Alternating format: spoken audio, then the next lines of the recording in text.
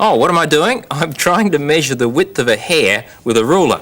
You say that's crazy, can't be done. It can actually, but it's a little difficult because if you take a single human hair and you put it alongside a ruler that's marked in millimetres, all you can say is that the hair is much less than a millimetre wide. If you're going to measure the width of that hair, you'll need to do something else with it first. Let me show you first of all by using not hair but wire, which is a good bit thicker than hair. There's a length of wire. Now if we tried to measure the width of that wire with my ruler, all we could say is, well, that is also less than a millimetre. It's wider than the hair, but it's still less than a millimetre. Okay, what I'm going to do is to take a pen or a pencil, and I'm going to wind the wire around that.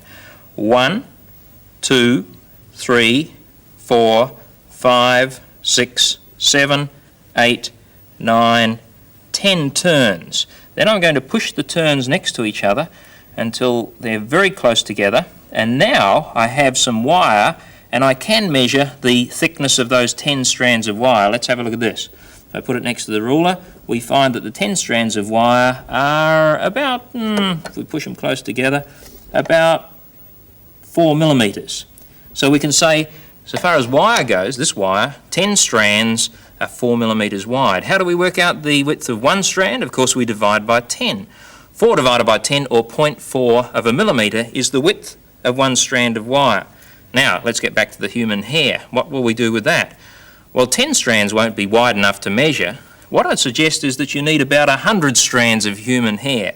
Now you'll never wind 100 strands of hair that length around a pen this thickness. So two things. First of all, find the longest piece of human hair you can, and secondly, use something that's very narrow diameter. You could use a skewer or a matchstick and wind it around until you get 100 turns. You may need several pieces of hair before you've counted to 100. And you can say, well, right, 100 strands of hair in thickness make so many millimetres. How do you work out the thickness of one human hair? Of course, you divide by 100, and that'll give you the thickness of a human hair in millimetres. You try it.